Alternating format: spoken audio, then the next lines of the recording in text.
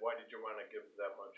No, I appreciate that question, Tom. Yeah, I think I was patient, but I did want to give a thorough, thoughtful review of the program. Coach Beaty had done nothing that I believe that he deserved to be removed sooner than this point. I think he deserved to finish the season out. And I saw nothing that led me to believe that we needed to change any sooner. But as we come to the end of the season, with that signing date looming, I felt now was the time to let our fans know, recruits know, and everybody know that we're headed in a different direction. And with this announcement, does it become easier for third parties, whether it's agents or whatever, to know absolutely that you are going to be hiring, and do you expect to hear from coaches through third parties? Yeah, we have definitely already, since the announcement earlier this afternoon, heard from multiple individuals, multiple agents. But the challenge there is weeding through who is trying to leverage their current position and those who truly are interested in the KU program. So that's a challenge that I have before me, is trying to wade through those people who express interest and whether that interest is real. Ryan Marshall, Report of Action News. I don't know what the current candidate pool is like, and I know you said you've already had people inquiring about the position. Is there some level of priority or commitment to maybe finding a minority candidate as well for this position? Yeah, certainly we want to have minority candidates in our pool, and we will strive to do that. Ultimately, though, I'll be candid with you, we want to hire the best person for the job. But yes, I'm certainly sensitive and know and realize that to have a quality pool, I think we will need to have some minority candidates involved. Jeff, I wondered what the timetable personally would be to bring in a new coach in. Will you have a search committee like they do sometimes, or will it be all yours? Yeah, first question. I really don't have a timeline. I think that the identification of interested coaches, they really dictate that timeline. Again, as I just mentioned, many times people and coaches will express interest simply to, pad the situation they're in. But I really don't have a timeline. I think that sooner rather than later. I do, since I've made this announcement, I think it will be important that we act reasonably quickly, shortly after the season, if not before. And then second question was, I wondered if you'd have a search committee. Well, I would certainly have search advisors. I don't call it a committee. I think this decision rests with me. I think the chancellor has trusted me with this decision, and I think that's one of the reasons that he hired me, that he does, and has expressed that belief in me to be able to do the job. Now, it doesn't mean I won't use people to advise me as I move forward, but it won't be a search firm as others have used in the past. Hey, Jeff, Todd agreed with the WIW because there was a large Iowa State fan at yesterday's game, something that the players mentioned afterwards. Did something like that speak as loudly to you as the on-field results to maybe confirm your feelings that change needs to be made? You know what? I hope our fans saw that image. I hope our fans saw that image. I hope you show that image, because they're going to be part of this solution. Our fans are part of this solution. They need to come back and support this team for the Texas game. I hope they come back and support these seniors who have laid it on the line for them over the last 4 and 5 years.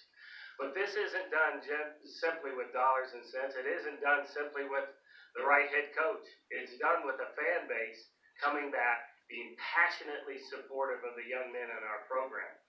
It's important to recruiting. It's important to our campus. It's important to our student body. So we need our fans to come out. And I know they've been waiting for a long time for a reason to believe. But what I'm asking them to do is invest in the front end. Come out here to see this team finish the year against Texas.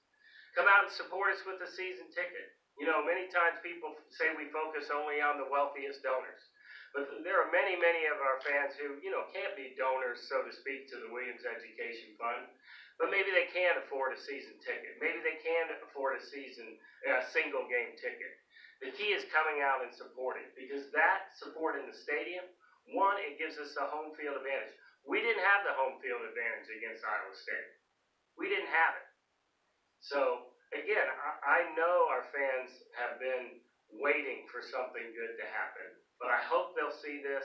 I hope they'll come out and support. And I hope they'll get in line and line up to support us next year, because it really begins with them. It begins with them being in that stadium, creating that crowd noise, maybe causing a false start, or getting somebody, who drops a pass because of you can feel that electricity in the football stadium.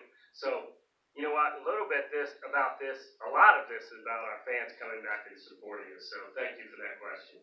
What they have into it? I mean, what makes you think that they'll be able to do so?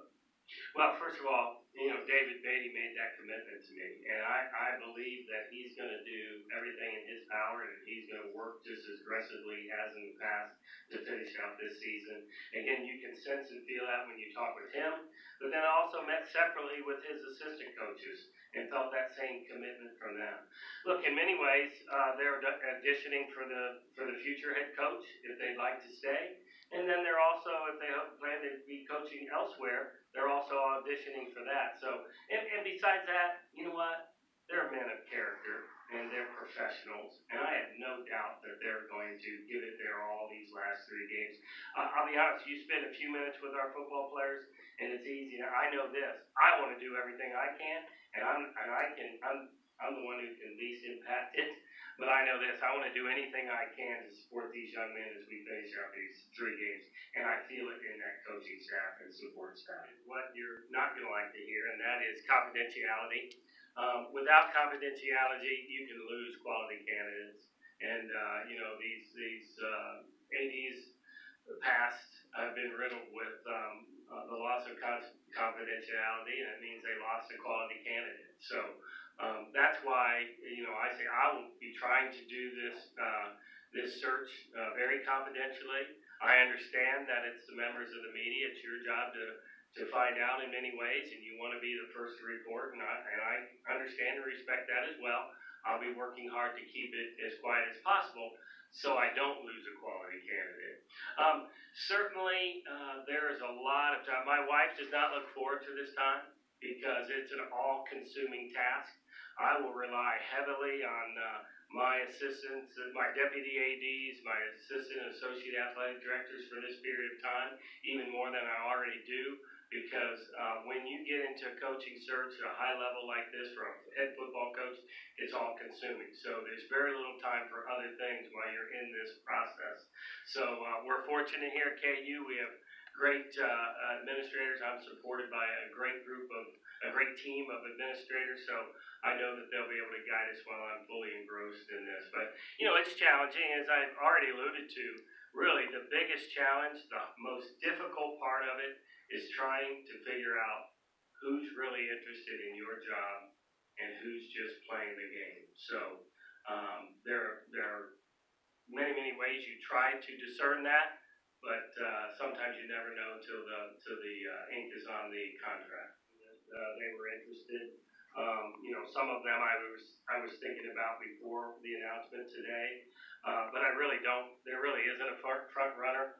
I'm going to be looking for a leader of young men, someone that can, who has maybe a history and track record of building a program, because we have to build a program, and it's really important to do that. And that's why I don't think, and I hope our fan base understands, it's not a quick fix thing. We've got some other challenges we have to fix within our program. Some of that takes time. The answer is recruiting. So we will be out recruiting very, very aggressively. And again, it's a double-edged sword for me. I don't like the idea of making this decision during the season, as I already said. But I think getting out in front of it and potential coaches knowing that we are available, it gives them some more time to think about this possibility. When jobs open right after the season, the process can take, a couple weeks. And if we wait till after the season, and then 2 more weeks after that, when we're very close to that December recruiting time, and we really put ourselves behind the 8 ball. So I do think it's an advantage getting it out. I think recruits who maybe are committed elsewhere or thinking elsewhere or uncommitted at this point will maybe take a second look at KU, and they'll be waiting to see who we name as the head coach, and maybe it'll be enough to have them take another look at KU. Again, philosophically, I hire a head coach to hire his assistants.